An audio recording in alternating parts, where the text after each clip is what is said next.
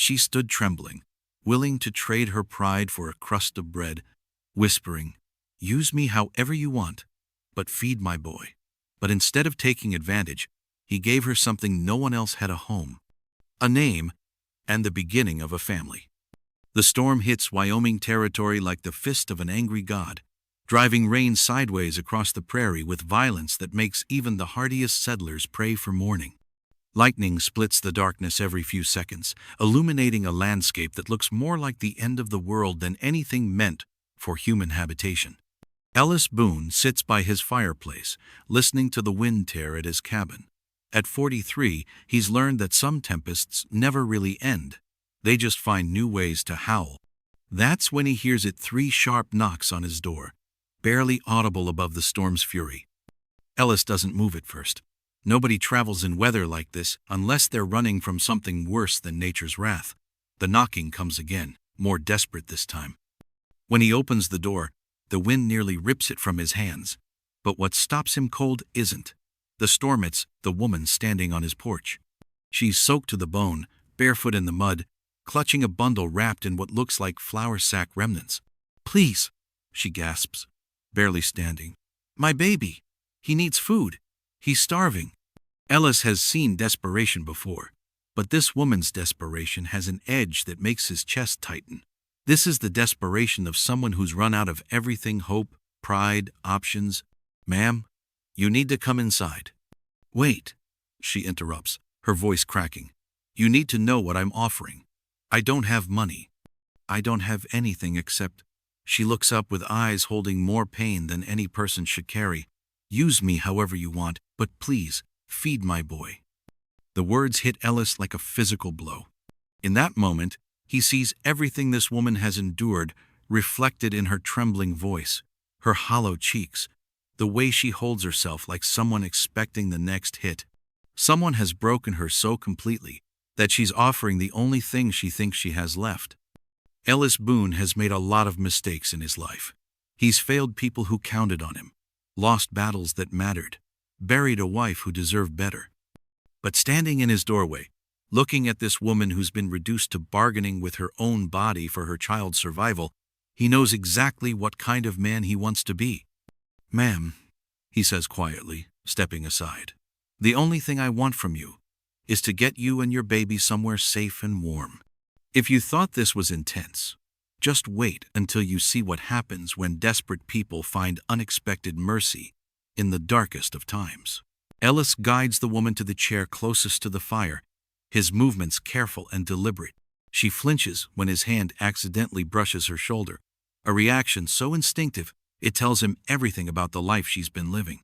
The baby in her arms is too quiet, the unsettling stillness of a child who's learned that crying brings pain. "What's your name?"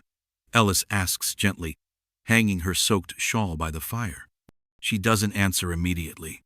Instead, she stares into the flames with the hollow gaze of someone who's seen too much. "It doesn't matter," she finally whispers. "Names are for people who have something left to lose." Ellis has heard that broken logic before during the war, from soldiers who'd convinced themselves that caring about anything was just another way to invite pain.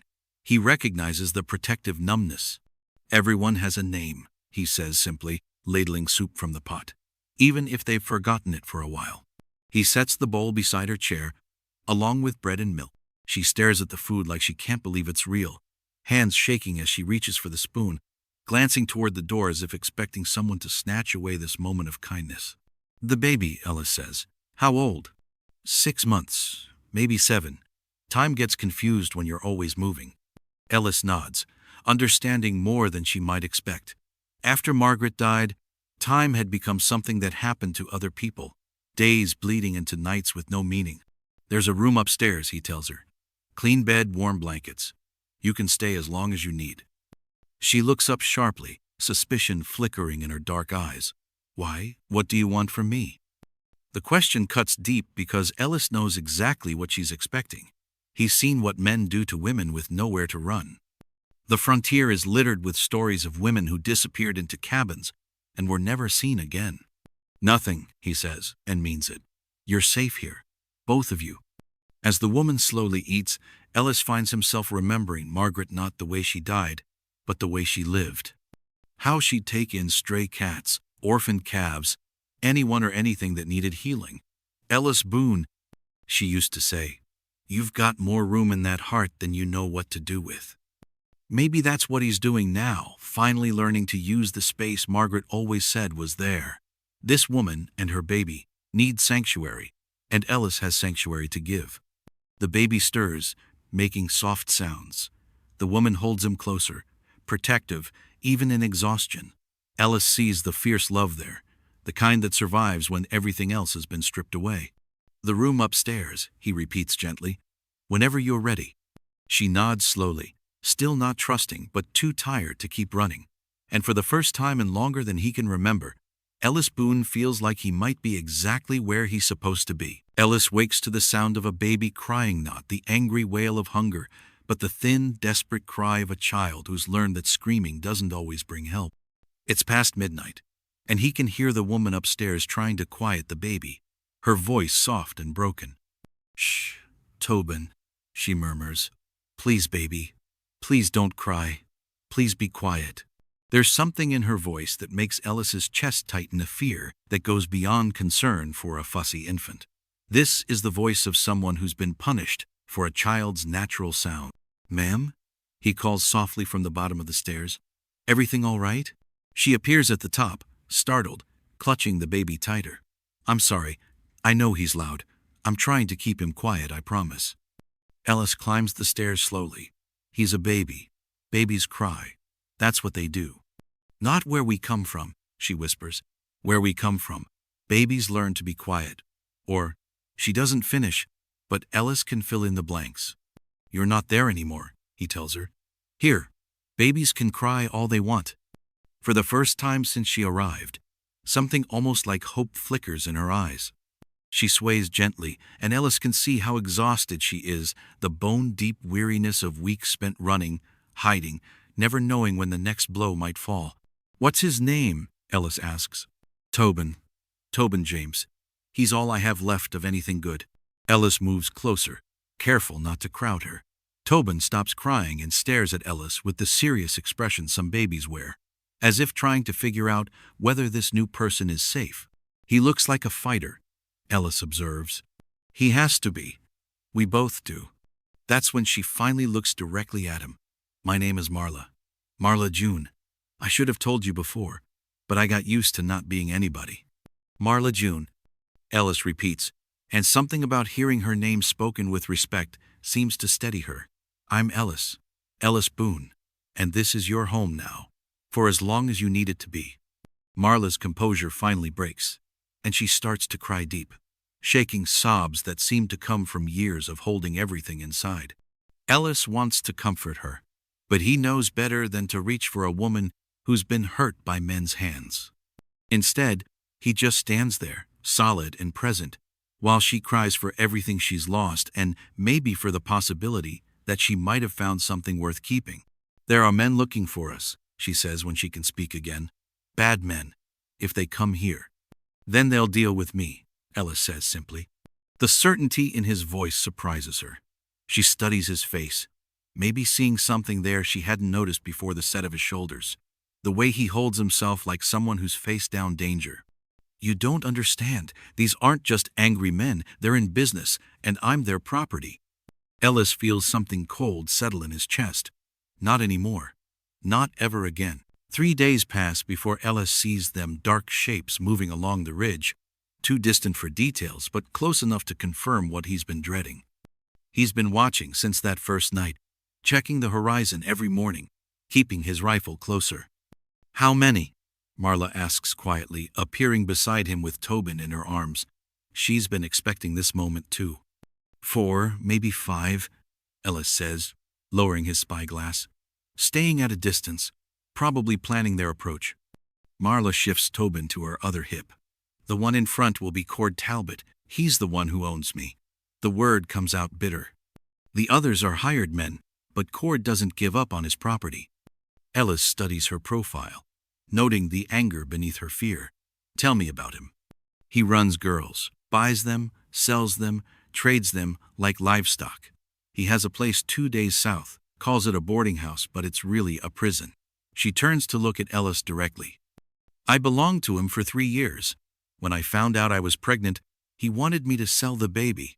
Said people paid good money for healthy infants. That's when I knew I had to run. Ellis feels dangerous fury settling in his chest, the same cold anger from the war when he'd seen what some men were capable of doing to the defenseless. He'll come tonight, Marla continues. Cord doesn't like complications, and he considers you one. He'll try to make this simple, take me back, maybe kill you if you resist. Ellis checks his rifle, movements methodical and calm. He's welcome to try. Marla stares at him with wonder. You don't understand.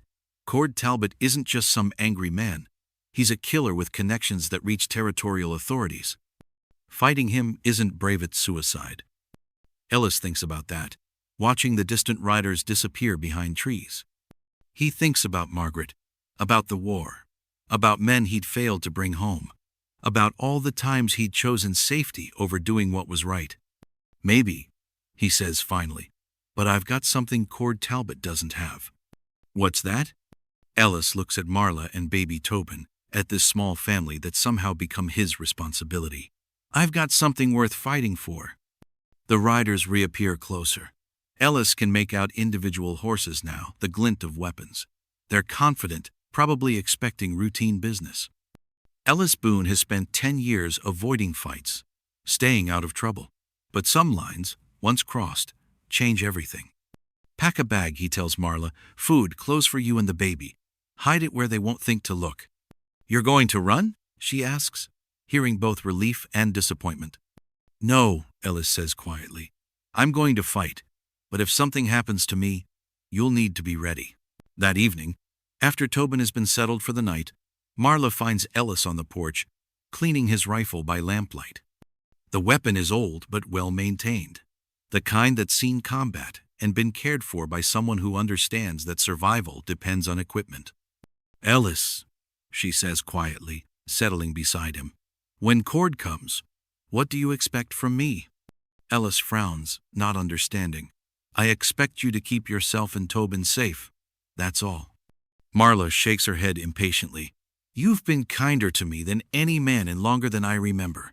You've fed me, sheltered me, protected me without asking for anything. But men always want something, especially when they're about to risk their lives. The realization hits Ellis like a physical blow. Marla, no, that's not. I'm not helping you because I expect payment. But I want to pay, she insists, leaning forward. I don't have money. I don't have property. I don't have anything of value except myself. If you're going to die fighting for me, the least I can do is give you something in return. Ellis sets down his rifle and turns to face her fully. In the lamplight, he can see the struggle in her eyes, part of her, desperate to offer the only thing she thinks she has, part recoiling from reducing herself to a transaction once again. Marla June, he says gently, look at me. She meets his eyes reluctantly. You are not a thing to be traded, Ellis tells her, his voice firm but kind. You're not property. You're not a commodity. You're not payment for services. You're a woman, a mother, a human being with value that has nothing to do with what you can do for men. Tears start to spill down her cheeks. You don't understand. For 3 years, that's all I was. I don't know how to be anything else. Ellis stands and walks to the chest beside the door, where he keeps Margaret's things. He pulls out a simple blue dress, well made but not fancy. This belonged to my wife, he says, bringing the dress to Marla. She was about your size. I want you to have it. Marla stares at the dress like it's made of gold. I can't take this. It's too precious. Margaret would have wanted you to have it, Ellis says. She always said a woman should have something beautiful to wear, something that makes her feel human instead of useful. Marla takes the dress with trembling hands. What do you want from me, Ellis? Really? Ellis sits back down. I want you to eat until you're not skin and bones. I want you to rest until you don't jump at shadows. I want you to remember that you're worth protecting, worth caring about, worth saving. He pauses, looking out at the darkness. And I want you to heal. Whatever they did to you, whatever they made you believe about yourself, I want you to heal from it. Marla is crying openly now, clutching Margaret's dress. Why are you doing this? Ellis settles on the simplest truth. Because everyone deserves kindness, and because I can. They come at dawn, sliding out of the morning mist like malevolent spirits. Ellis has been awake for hours, positioned by the window with his rifle. Marla sits in the back of the cabin with Tobin, both dressed and ready to run if things go wrong. Cord Talbot leads the group, and Ellis can see why this man terrifies Marla. He sits his horse like someone who's never doubted his right to take whatever he wants, his movements carrying the casual confidence of a predator that's never met real resistance. The three men with him are clearly hired gunsdrifters who sell their willingness to kill. Ellis steps onto his porch, rifle in hand but not raised. "Morning. You gentlemen lost." Cord rides closer, stopping just outside rifle range. Up close, Ellis can see the man's eyes cold, calculating, without empathy. This is someone who's learned to see other people as objects. "Name's Talbot," the man says. "I'm looking for a woman and baby. Dark hair, goes by Marla. She's stolen property, and I've come to collect her." Ellis feels focused calm settle over him, the same clarity from the war, when everything slowed down and became crystal clear. "Don't know anyone by that name." Cord's smile is ugly and knowing. "Let's not play games. I've got witnesses who saw her heading this direction. I'm offering to handle this like civilized men. You hand over my property, I pay you a finder's fee, and we all walk away happy. And if I haven't seen her? Then we search your property thoroughly. And if we find what I'm looking for," he lets the threat hang in the air. Ellis steps down from the porch, moving closer. His rifle is still lowered, but his finger rests near the trigger. "This is my land, and I don't take kindly to threats on my property." One of Cord's men shifts nervously, hand drifting toward his weapon. "Boss, maybe we should just—" "Quiet," Cord snaps. "I'm trying to handle this diplomatically." He leans forward. "That woman you're protecting? She's not some innocent victim. She's a whore, trained to her profession, worth considerable money to me. And that bastard offspring needs to be dealt with." Ellis feels his restraint slip away like water through fingers. The casual way this man talks about Marla and Tobin, reducing them to property and problems, ignites something that's been banked but never extinguished. "I've got a counter-offer," Ellis says quietly. "You and your boys turn around, ride away, and never come back. Do that, and maybe you live to see sunset." Cord laughs a sound like breaking glass. "Friend, you're one man with an old rifle, facing four professionals. This isn't bravery, it's suicide." Ellis nods thoughtfully. Then he looks directly at Cord Talbot. "Maybe. But here's what I know for sure. You're not taking that woman or her baby. Not today. Not ever. So the question isn't whether I can stop all four of you. The question is which one of you wants to die first." The silence that follows is electric. Somewhere in the distance, a meadowlark calls. Ellis can feel time stretching, each second pregnant with possibility. Then Cord Talbot's hand moves toward his gun, and the world explodes into motion. By morning, the necklace was gone, not lost, taken. Alara had hidden it under her pillow the night before, wrapped carefully in linen. But when she returned from tending the goats at dawn, her bed had been stripped and her belongings tossed. Nathan sat at the kitchen table, arms crossed, jaw tight. Ruth stood behind him, arms full of laundry she hadn't washed. Her eyes were wide with the kind of judgment that doesn't leave room for questions. "You're seeing one of them, aren't you?" Nathan said flatly. Alara said nothing. She didn't trust her voice not to tremble. He stood, kicking the chair backward as he moved. "You think I don't hear things?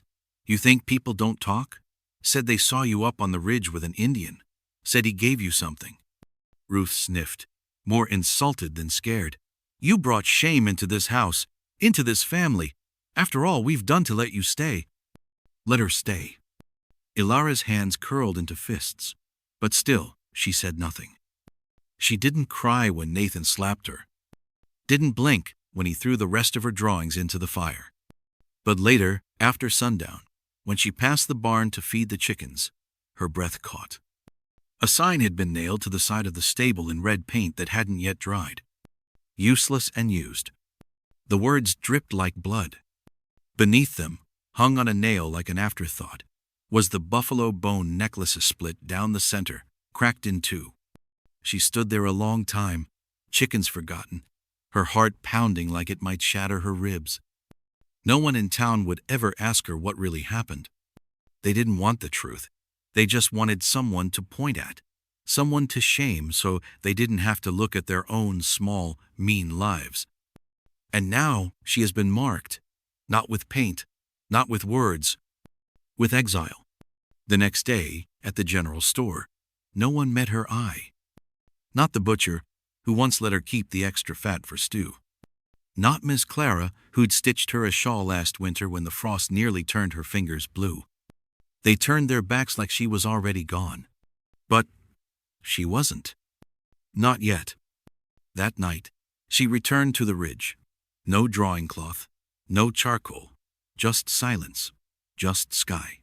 She sat beneath the same twisted cedar, her broken necklace in her lap. The stars blinked overhead like old secrets. And though the wind was still, she whispered into it. Come back. Winter arrives gradually that year, giving them time to prepare for the isolation ahead.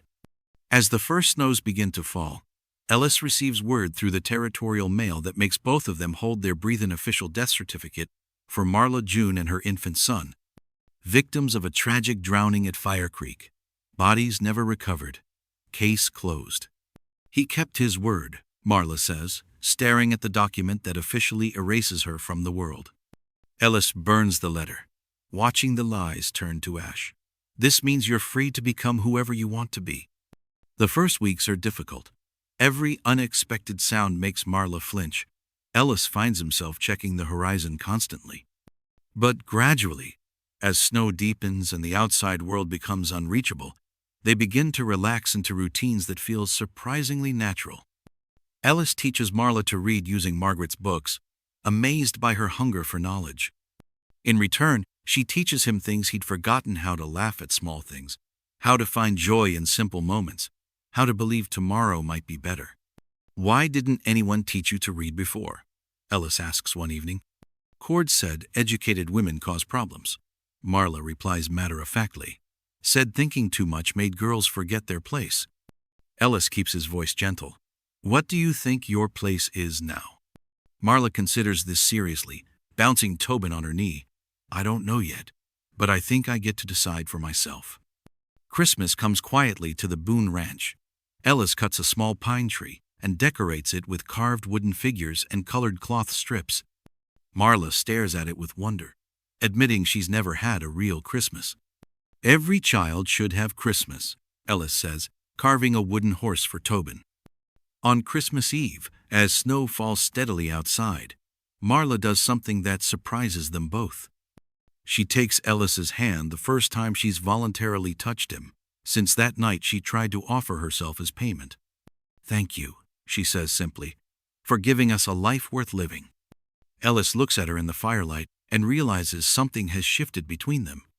This isn't gratitude or obligation, it's something deeper, something that's been growing quietly through long winter evenings.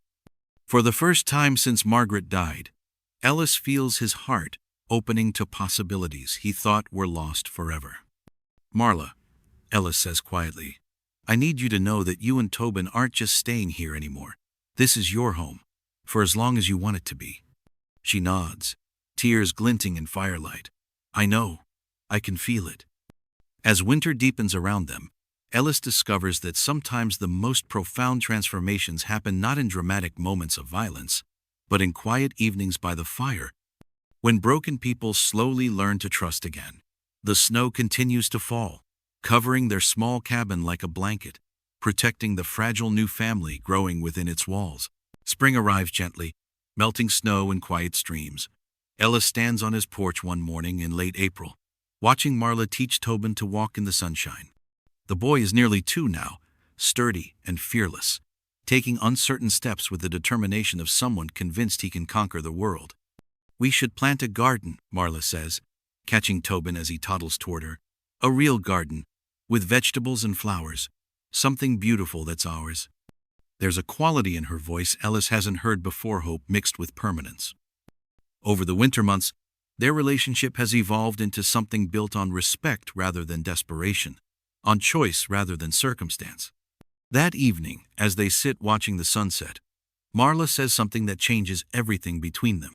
"Ellis," she begins, her voice serious, "I need to tell you something, and I need you to listen without interrupting."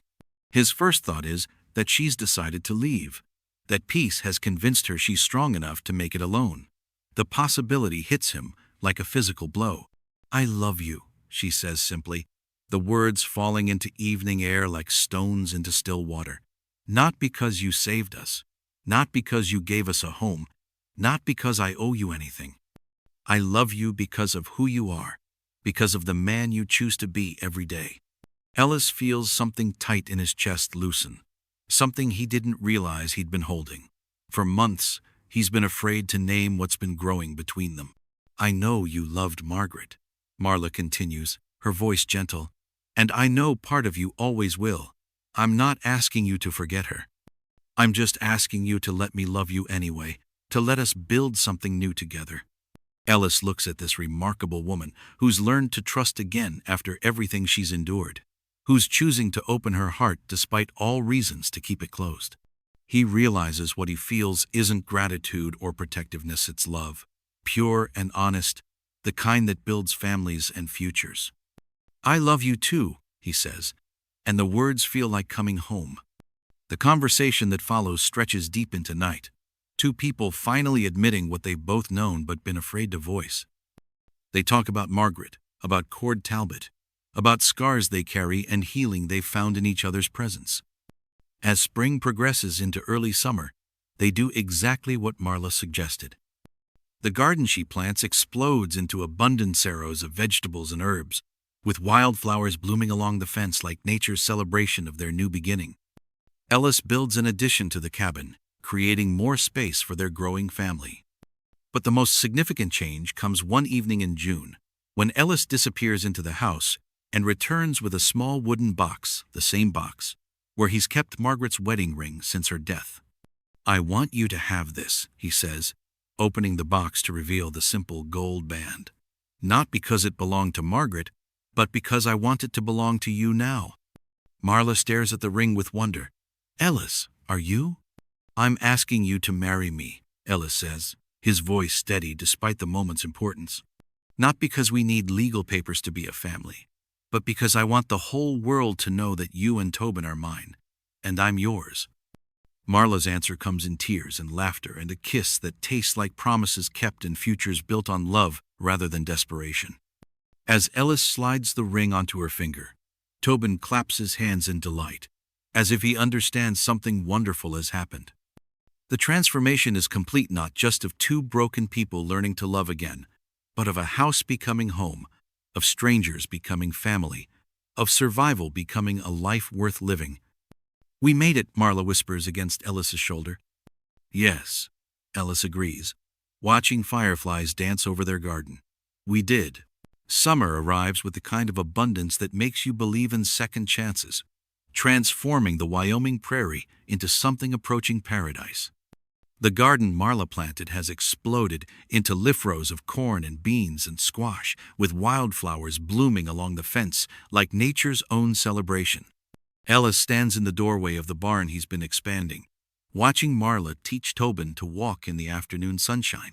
The boy is almost 2 now, sturdy and fearless, taking determined steps between his mother's outstretched arms with the concentration of someone convinced he can conquer the world.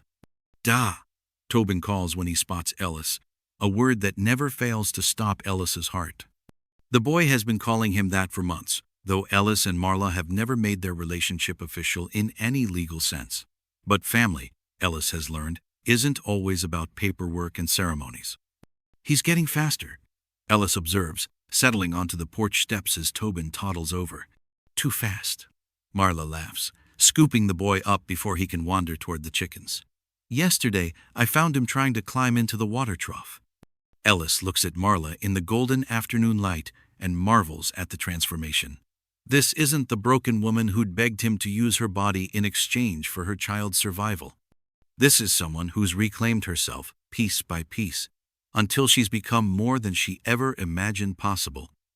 They've been living together for over a year now, and their relationship has evolved into something Ellis doesn't quite have words for. They share a bed, share meals, share the work of running the ranch and raising Tobin, but it's built on respect rather than desperation, on choice rather than circumstance. The wedding takes place a month after Ellis's proposal, officiated by the circuit preacher, who travels through the territory twice yearly. It's a simple ceremony attended by the handful of neighbors who've become friends, people who understand that some families are born from choice rather than blood. As autumn arrives and they prepare for their second winter together, Ellis realizes he's become someone he never expected, not just a husband and father, but a protector of something larger than himself. Word has spread throughout the territory about the rancher who stands up to outlaws, who offers sanctuary to those who need it, who proves good men can still make a difference. "Do you ever regret it?" Marla asks one evening, as they watch Tobin sleep in the crib Ellis built with his own hands. "Taking us in? Changing your whole life?"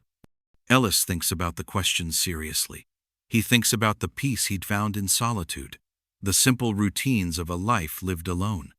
But then he looks at his wife, at his son, at the home they've built together from nothing but hope and determination. "Never," he says finally. "You came to my door asking for food for your baby, offering yourself as payment. But you gave me something I didn't even know I needed, a reason to be more than just someone who survived."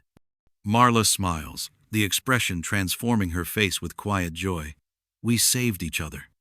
Ellis nods, pulling her closer as snow begins to fall outside their windows. "Yes, we did." As winter settles over the ranch once again, Ellis Boone sits by his fire with his wife in his arms and his son sleeping peacefully nearby, and knows that sometimes the most broken people make the strongest families, not despite their scars, but because of them. The woman who once offered herself for a handful of grain has become the foundation of everything good in his world. And the silent rancher who thought his heart was buried with his first wife has learned that love doesn't replace love, it multiplies it, creating something new and precious from the ashes of what came before. If you thought these were crazy, you won't want to miss what happens in this next video.